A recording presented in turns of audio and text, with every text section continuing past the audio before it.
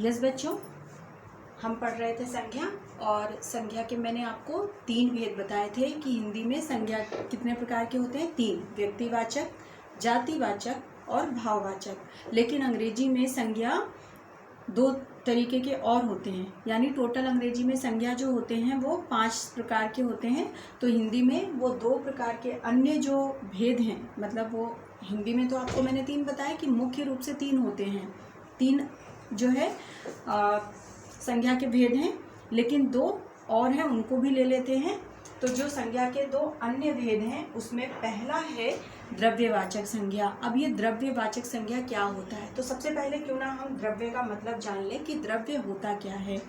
द्रव्य का अर्थ है बच्चों कोई पदार्थ। द्रव्य किसे कहते हैं? पदार्थ को। द्रव्य पदार्थ को कहा जाता है। तो इस तरह द्रव्यवाचक संज्ञा क्या हुई? ऐसे संज्ञा के ऐसे शब्द या संज्ञा के ऐसे जो शब्द होते हैं जो किसी पदार्थ या किसी द्रव्य को दर्शाते हैं, किसी पदार्थ या द्रव्य को दर्शाते हैं। उदाहरण के तौर पे अंगूठी या आभूषण, ये किसके बने होते हैं? सोने के। हम अपने गाड़ियों में या तो डीजल भरवाते हैं या पेट्रोल भरवाते हैं, या फिर जो हमारे अन्य चीज़ें जो घरेलू उपयोग की आने वाली चीज़ें होती हैं वो किससे बने होते हैं? लोहे से। ठीक है, तो लोहा, घी, तेल, ये सब भी किस में आएंगे? द्रव्यवाचक संज्ञा के अंतर्गत। तो ऐसे संज्ञा शब्द, ऐसे शब्द जो किसी द्रव्य या पदार्थ के बारे में हमें बताते हो तो हम उसे कहते हैं द्रव्यवाचक संज्ञा। और इसके उदाहरण कौन कौन से बच्चों? इसके उदाहरण सोना, चांदी,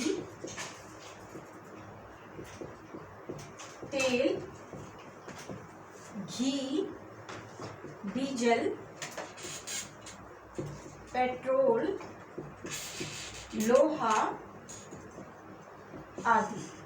ठीक है, मतलब पदार्थ, चाहे वो लिक्विड हो या ठोस हो। क्लियर है सभी को?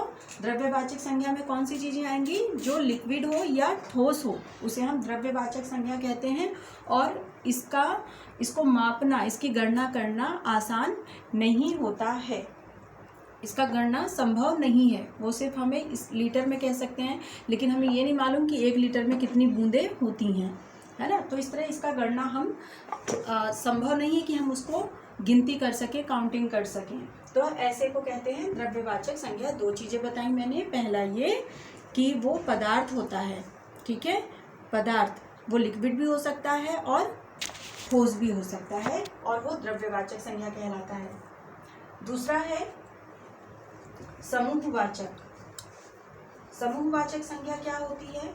समूहवाचक संज्ञा बच्चों नाम से ही पता चल रहा है, समूह, जो किसी व्यक्ति, एक पर्टिकुलर व्यक्ति को नहीं बल्कि पूरे समूह को दर्शाता हो। ठीक है, जैसे क्लास, कक्षा, है ना। क्लास को हम क्या कहते हैं? कक्षा। सड़क पर भीड़ जमा हो गई, तो भीड़ मतलब कहने के लिए तो वो एक शब्द है भीड़, लेकिन वो कई लोगों का पूरा क्या है? समूह है। तो समूहवाचक संज्ञा जो है, ऐसे शब्द जो पूरे समूह या समुदाय को दर्शाते हैं उसे हम कहते हैं समूहवाचक संज्ञा। जैसे गुच्छा, भीड़, कक्षा, सैनिक, ये सब। ओके, आई होप आप सबको समझ में आ गया होगा कि समूहवाचक संज्ञा क्या होता है। यदि कोई डाउट हो तो पूछिए।